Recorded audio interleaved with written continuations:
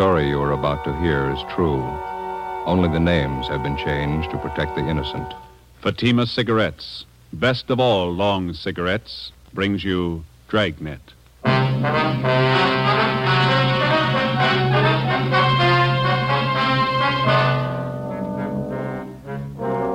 You're a detective sergeant. You're assigned to homicide detail.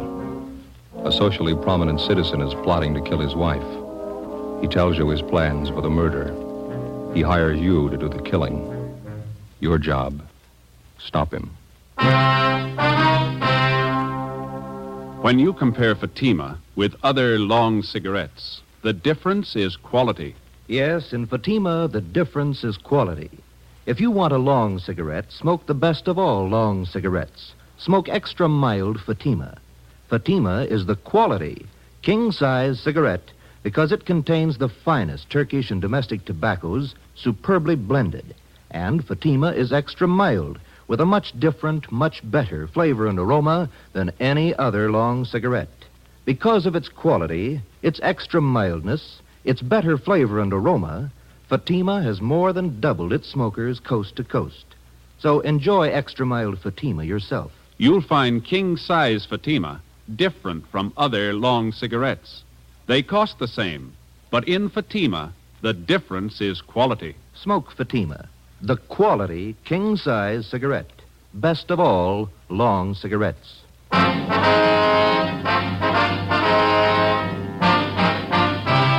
Dragnet, the documented drama of an actual crime.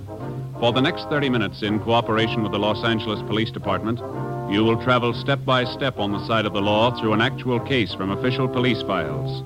From beginning to end, from crime to punishment, Dragnet is the story of your police force in action.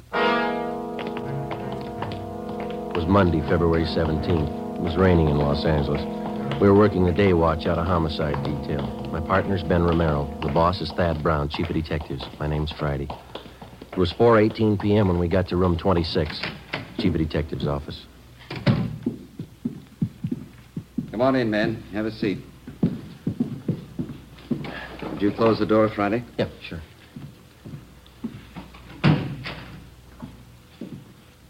Captain Steed, Sergeant Romero, Sergeant Friday. I'd like to have you meet Special Agent Ray Kimball, Public Utilities Commissioner. Mr. Kimball. Mr. Kimball. And his friend, Mr. Trudeau. How do you do? Mr. Trudeau. How are you, sir?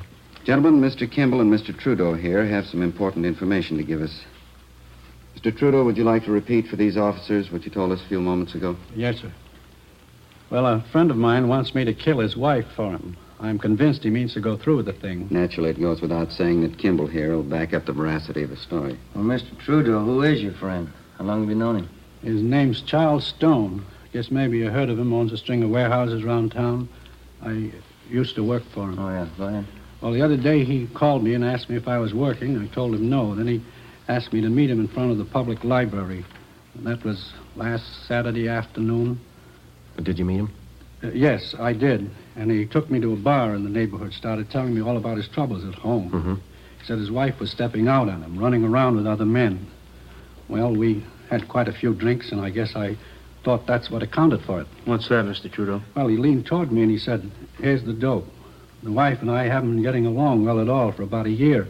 She's stepping out with some other guy on me, and to make a long story short, well, that's when he told me. I see. He said, I want to lose her. What do you say? Well, I told him I didn't quite get the drift of the thing, and then he said, I want my wife killed. I'll pay you $1,000 for the job. Mr. Trudeau, have you any idea why he contacted you on this thing? Well, I don't know, other than the fact that I hadn't been able to work for some time. He knew I needed the money pretty badly. As soon as I was sure he wasn't kidding about the murder, I told Mr. Kimball here, he's an old friend of mine. Yeah. He said the only thing to do was to take it to the police. Did this Mr. Stone make this proposition to you more than once? Yes, he did. Kept reminding me how much I could use the $1,000. Well, all I could say was that I knew his wife too well. I couldn't do it. And what did Stone say to that, sir? Said I had cold feet. Told me I was just like another man he'd lined up to kill his wife. Told me if I didn't want the job, he'd get someone else to do it. Do you think he might go for a substitute, Mr. Trudeau, one of our men? Well, I don't know, Chief. There's only one thing I'm sure of. Yes, sir. He wants his wife dead. 4:42 p.m. The meeting in the chief of detective's office went on. A man by the name of Charles Stone wanted his wife murdered. He'd offered $1,000 for her death. He'd approached 2 men to do the job, and both had refused. From the information we'd received, we knew he wouldn't stop there. There are a lot of people who'd kill for $1,000. It was only a matter of time till he found one. A plan was formulated, and Ben and I were assigned to the case. 5 p.m. Together with Captain Steed and Mr. Trudeau, we left Thad Brown's office and went down the hall to homicide. In your last meeting with Stone, Mr. Trudeau, you refused outright to have anything to do with this plan to have his wife murdered. Is that right? That's right. Did you leave any opening at all? Well, just to get away from the guy, I told him if I heard of anybody that'd do the job, I'd let him know. You think that maybe he'd listen to you if you went back and suggested somebody? I don't know. He'd listen to me, but he's no dummy. You got to understand that. He's going to be careful. Well, which one of you is going to play the killer? I'd like to try it, Skipper. Who's going to fit the part best? Trudy here just told you this Charles Stone's no pushover. I don't know, Captain. This officer here... Me? Yeah, no offense, but I'd sure peg you for a cop. You would? Why's that? Well, I don't know. You just look like one, I guess. Well, Joe is a little closer to average height, weight. Yeah, that's what I mean, Captain. He doesn't look like a cop. All right. Now, Mr. Trudeau, you're willing to go along with us on this thing? Certainly, Captain. Anything I can do. You just tell me what you want. Well, just as soon as possible, we'd like to have you contact Mr. Stone. You'll know how to approach him so as not to make him suspicious. Yes, I think I can do that. Joe, how do you want to go about this? Well, I better use some kind of an alias. Let's see, Matson. Joe Matson. Mm-hmm. How about Kelly? Just plain Kelly? That's fine with me. Good. Now, how about your background? Better get that straight with Mr. Trudeau here. Well, suppose I tell him I'm from Phoenix, huh? If I know that town pretty well, he might ask me some questions about it. Okay. Now, how'd you happen to know Trudeau, the Army? Did you ever serve in the Army, Mr. Trudeau? Yes, sir. 42 to 45. CBI theater. All right. Well, we served together in the Army, huh? Let's make it in China. Quartermaster Corps, all right? All right. And now, Mr. Trudeau, this is all you'll have to do. Set up a meeting with Stone as soon as possible. Introduce Friday as the man who's willing to do the job for him, an old Army friend. Then step out of the picture as quickly as you can. All right, Captain. I understand. It goes without saying, we certainly appreciate your cooperation. And not at all, sir. Only glad I'm in a position to help out. You'll probably save that woman's life. I wish I could be sure. How do you mean, Trudeau? The last time I saw Charlie Stone was 3 days ago. Maybe he's hired somebody else.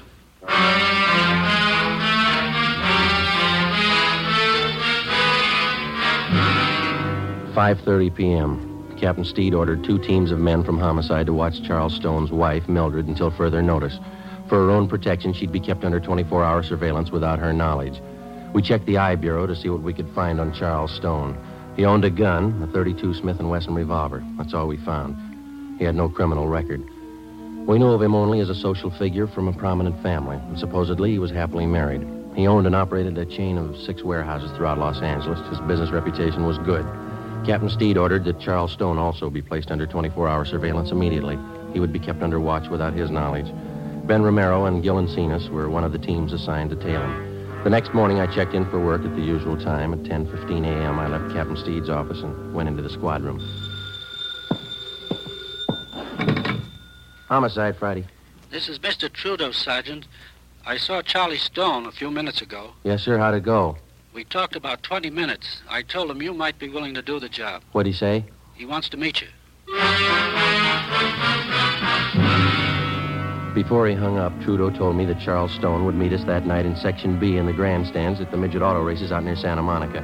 I informed Captain Steed of the development, and then I left the office, went home, put away my gun and all my identification, changed into some old clothes. I boarded a bus and rode back downtown to the Skid Row area where I rented a single room in a cheap hotel. I signed the register J. Kelly, Phoenix, Arizona. 5:30 p.m. I went to Koken's Cafe on the corner of South Main and Satella Streets. Captain Steed was waiting for me in one of the rear booths. Hi. Hi. You look like you're all set. How does the outfit strike you, okay? Yeah, fine. That old leather jacket's a good touch. Oh, better let your beard grow a little. You all right? I rented a room in one of the hotels down here. I could use a little expense money. Glad you said a little. All right, I'll fix it up for you. Here's the phone number of the hotel in case you want to contact me. Good. There's one thing that's got me a little worried, Skipper. Yeah? The legal angle. You know, you can get pretty close to entrapment in cases like this. Well, nothing to worry about. You just play it straight down the line. Yeah? The idea for the crime has to originate in the mind of the criminal. It's got to be all his idea. You just go along with him. Okay. Be sure and keep us posted. Yes, I will. Murder of his wife means a lot to Stone. He wouldn't want anybody getting in his way. Yeah. Be careful. That night, I had dinner with Trudeau at a cafeteria on South Grand, and then we caught a bus and rode out to the stadium where they held the midget auto races. We found the seats where Charles Stone was to meet us, numbers 4 and 5, row 27, section B, main grandstand. The auto races started. At 10 minutes past 8 p.m., Charles Stone arrived. He looked like an average, prosperous businessman, well-dressed, medium build, dark hair that showed a few streaks of gray. Trudeau introduced us, and then he left. Where you from, Kelly? Phoenix? You like midget auto races? That's not why I came out here. Trudeau said something about a job. Sure. Guess he told you what it's about. Yeah? You ever handle anything like this before? I'd be a sucker to answer that one, wouldn't I? I just want to know if you could handle it. Trudeau told me about it. I wouldn't be here if I couldn't handle it. It's a delicate job. Gotta be sure it's done right. What are you looking for, references? Gotta be careful, that's all. Well, what about me? I don't know you from Adam. How do I know it won't be a double cross? Don't worry about a double cross. Let's go below the grandstand. Get away from this crowd. All right with me.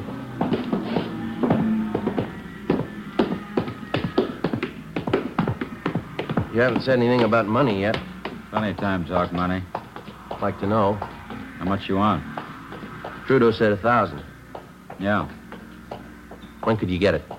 When would you want it? Before? I'd be a dope to do the job without getting paid first. I'd be just as stupid to give it to you first.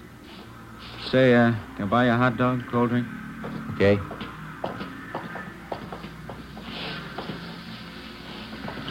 Miss? Yeah, 1 hot dog, couple of root beers. 1 dog, 2 beers. You like root beer? Sure. How about settling on the dough, huh? You do the job, you'll get paid. You can ask Trudeau if you like. He'll tell you I keep my word. Well, it's got to go fast, that's all. I may have a job lined up in Phoenix. I got to get that dough and some new clothes. Got to put up some kind of a front. That's why I need the dough fast, no waiting. You'll get your money. We can work out something. Hot dog, 2 root beers, 40. Mustard's on the counter. There you are. Mm-hmm. Just move over there out of the way. Okay.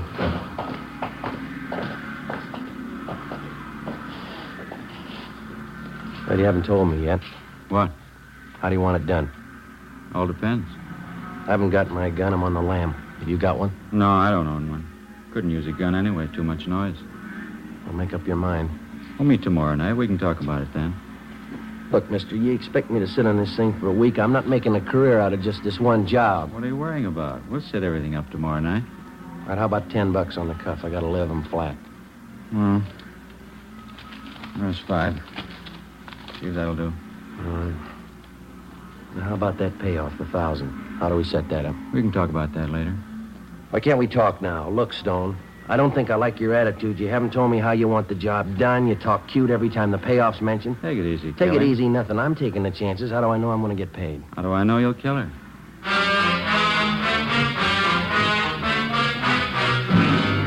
Before I left Charles Stone, we set up a meeting for the following night at 8 o'clock. I caught a bus and went back to the hotel room. So far, I'd been unable to get any other corroborative evidence on Stone, evidence that could be presented in court. The next morning, I called the office and kept them posted on developments. I had my meals at a lunch counter next door to the hotel, and I stuck pretty close to my room. At 2:30 that afternoon, Ben called. We tailed Stone to the midget auto races last night, Joe. Do any good? Well, not bad. It's going a little slow, though. We tailed him after he left you. He drove to a Beverly Hills address, apartment house. Thought he lived in Glendale. He does. The apartment he went to is registered to a Jean Howard. Stayed till 4 this morning. Checked the Howard girl out. She's a secretary at one of Stone's warehouses. Maybe that explains why Stone wants to get rid of his wife, huh? Here's one more thing. We tailed him to a gun shop this morning. Bought a couple of things, and after he's gone, we checked with the store clerk. Told us Stone bought a box of shells, .32 caliber. Same kind of gun he had registered in it, 32 S&W? Yeah. That's funny. Stone told me he doesn't own a gun. Doesn't look too good in my book. All right, now let's don't start worrying, huh? Don't trust him a dime's worth, Joe, that's all. All right. You want to check with me later on? I got to keep this line open. Yeah, all right. See you later. Right.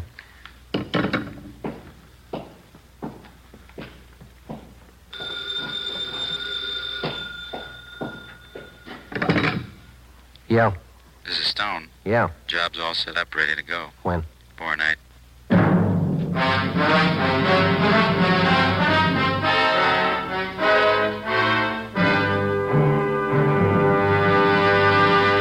You are listening to Dragnet, the case history of a police investigation presented in the public interest by Fatima Cigarettes. If you smoke a long cigarette, it will be in your interest to listen to a typical case history of a Fatima smoker. It's the case of New York cover girl Rita Daigle. This is her actual signed statement.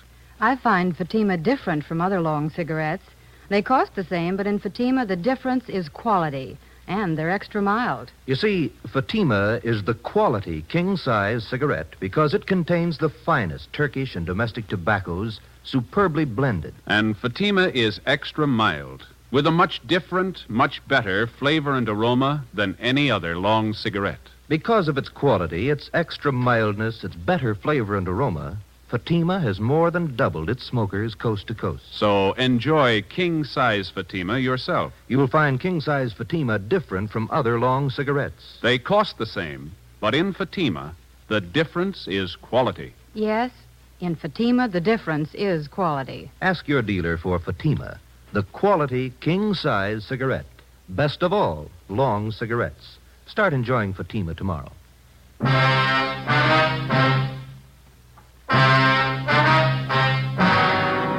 Wednesday, February 19th, 8:55 p.m. Charles Stone picked me up in his car at the corner of Alameda and 6th Streets. He turned onto South Broadway and he headed down for the beach. He hunched over the wheel as he drove. I kept wondering how I was going to pin him down. We were less than 24 hours away from the scheduled murder of his wife, and I still didn't have a case against him that'd stand up in court. If he failed to produce sufficient evidence tonight, Stone had a good chance of going free, whether he succeeded in having his wife killed or not. I also had no idea what plans the suspect had made before he hired me to do the killing. There was a definite possibility that he might have arranged for somebody else to commit the actual murder and then set up a double cross with me as the victim. We knew he had a .32 S&W revolver registered in his name, but he denied to me that he even owned a gun. 9:03 p.m., we pulled up in front of Stone's beach house.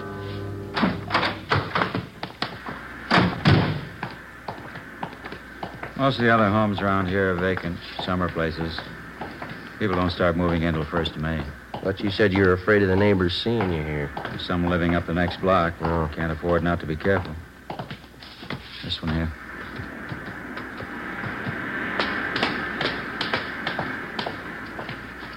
There's the front door key. See if you can work it. I know how it works. You go ahead and open it. All right.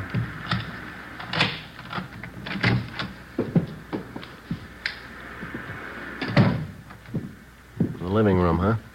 Yeah, bedroom's over here through this door.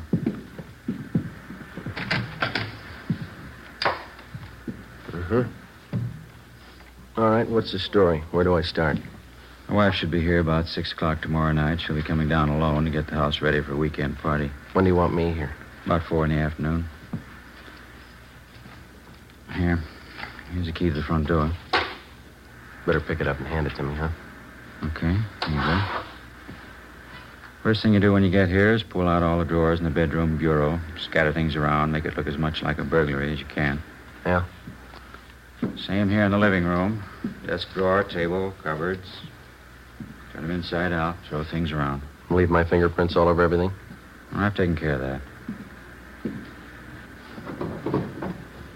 Old pair of gloves of mine. You'll find them here in this drawer, remember that. All right. Let's see now, Oh, yeah, sash cord. I'm sure this ought to serve the purpose. Shouldn't have any trouble.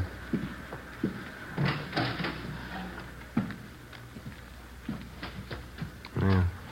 Piece of rope's pretty new. It's a little slippery. Won't be with the gloves on. She's not very strong. Shouldn't have any trouble. We'll leave the rope here in the closet. You sure she's going to be alone? Positive. Where am I supposed to hide? Let me show you. Here. Right by the front door. This closet. Yeah. My wife comes in, closes the door. She'll probably go right to the bedroom, take off her coat. Follow her in, then do it fast while her back's turned. No screams. Neighbors might hear. All right. Want it clean and quiet. Do it as quickly as you can. Now, when you're finished, here's what I want you to do with her. What's that? Take the body and bring it this way. Come here. Here, I want you to see. Fine. Across the living room to these French doors. Open this one. You won't have any trouble. Take the body out here on the porch. Come with me now. I want you to get this clear in your mind. Yeah, I think I got it. Take her down to this end of the porch, right to the railing, and leave her here. It's very important, you understand? All the way down to the end of the porch here. I don't get it, but I guess it's all right. All right, let's go back in. Look, Stone, I may forget the layout of this house here. Would you draw a floor plan for me? I don't want to get mixed up here. No, there's paper on the desk there. You can draw it yourself before you leave tonight. What's the matter? Don't you trust me? Can't afford to take any chances. Now, what was it? Yeah. After you're finished, using the rope, I mean. Yeah. You'll find some rings on my wife's fingers. Take them all off. Big setting especially. There'll be a bracelet on her left wrist. Take that, too. What'll I do with them? Put them in this white vase on the mantel here. The rings and the bracelet. Don't miss any of the rings. They're expensive. Well, how about me bringing them to you? I can pick up my dough at the same time. No, put them in the vase. As soon as that's done, leave here and go back downtown. I'll pick you up where we met tonight, 6th and Alameda, 7:30 sharp. I have the money for you then. Where are you going to be at 6 o'clock? I have to cover myself. I'll stay on at the office. Special conference. I don't know. I don't think I like this. What do you mean you don't like it? Suppose something should happen. I got no protection. I'd feel a lot better with a gun. I told you I don't have a gun to give you. Why would you need one anyway? Just feel a lot better, that's all. Buy one if you want. That's your problem. I'm paying you for the job. I haven't seen your money. I told you, when the job's done, you get your money then. There's just one thing I want to make sure of. No mistakes here. Don't worry, you get your pay. Ask Trudeau if you like. He'll tell you can trust me. You can ask anybody. How about your wife? Before I left Charles Stone, I got one more valuable piece of evidence out of him, a special phone number written in his handwriting on the back of one of his business cards. In case anything went wrong, I was to call him at this number. In his own handwriting, I also got a list of times that I was supposed to remember. When to come to the house, when to leave, when to meet him for the payoff. The next afternoon at 3:30, I left the hotel and drove my car out to Venice to Stone's beach house. Captain Steed and another officer from Homicide followed me out. We waited in the house together. Shortly before 6 p.m., Mrs. Mildred Stone arrived with Biff, Ben, and Gil and seen us. She refused to believe the story of her husband's plot to have her murdered. Captain Steed laid out the evidence for her. This key, Mrs. Stone, you recognize it? Why, yes, it's the one for the front door. It must be Charles. He gave it to this officer, Mrs. Stone, the man who was supposed to murder you. No, I don't believe it. Do you have any idea what's in that closet, ma'am, that one over there? There's nothing in there. I cleaned it out the last time we were here. I cleaned out all the closets. I'd like to show it to you, ma'am.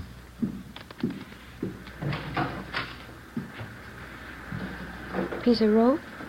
I never saw that there before. Mr. Stone gave it to me. It was supposed to be the murder weapon. Just one more point, ma'am. Over here, please. Do you know what's in this drawer here?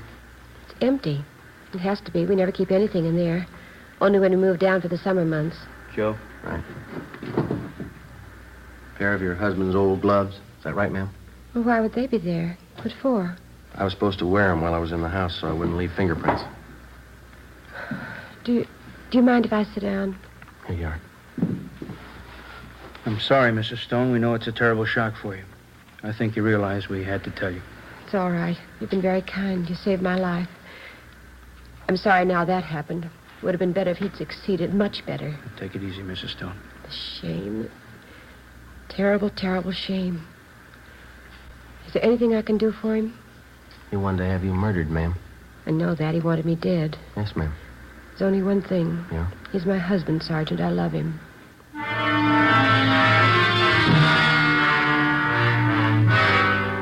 6:45 p.m. I telephoned Charles Stone and told him the job was done. His wife was murdered. He said he'd meet me at 6th and Alameda Streets for the payoff as scheduled. I waited. He failed to show up. At 7:30 p.m., Stone was placed under arrest as he parked his car in front of their Venice beach house. A loaded .32 caliber revolver was found in his pocket. He was taken back to the city hall, the chief of detective's office. Ben and I waited outside the open door. We could hear Thad Brown start the interrogation inside. Do you know what we have you down here for, Mr. Stone? No, I haven't the faintest idea. What would you say if I told you your wife had been murdered? I think you were crazy. What would you say if I told you that you're accused of her murder? It's silly. It's ridiculous. I've been at work all day. I can prove it. All right, Friday, come in. Yes, sir. You ever meet this man before? I've seen him on Skid Row. I don't know him. Do you recognize the man you hired to kill your wife? I don't know the man. I didn't kill my wife. I don't understand all this. The name's Kelly, Mr. Stone. He's some fake officer. He's a Skid Row bum. I don't know him. I don't think that's going to make it, Stone. Both you and your wife have been tailed constantly for the last couple of days. Photographs taken.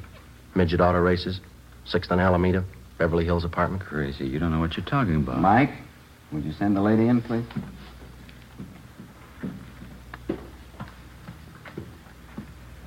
Mildred, you don't believe all these things you're saying about me, do you?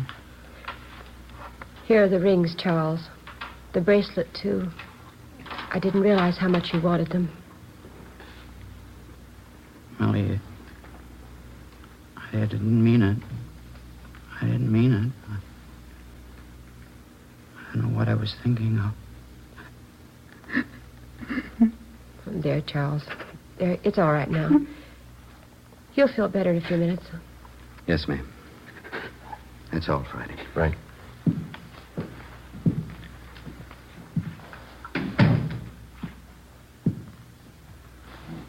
What's it look like, Joe?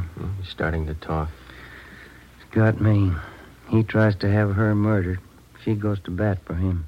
What's it prove? He sure must love him. What do you think? How about a cup of coffee?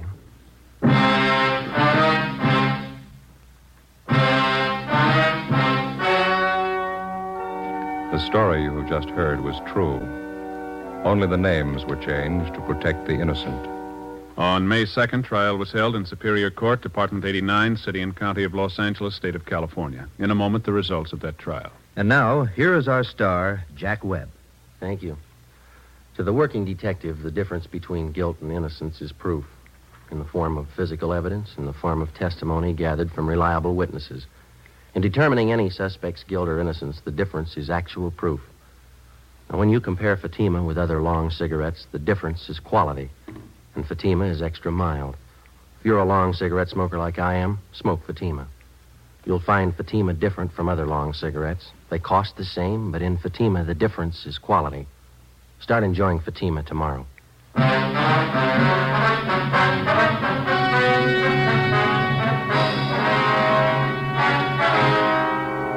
Charles Farnsworth Stone was tried and convicted on soliciting the commission of a felony, 2 counts. He received the sentence as prescribed by law. You have just heard Dragnet, a series of authentic cases from official files. Technical advice comes from the Office of Chief of Police W.H. Parker, Los Angeles Police Department. Fatima Cigarettes, the best of all long cigarettes, has brought you Dragnet from Los Angeles.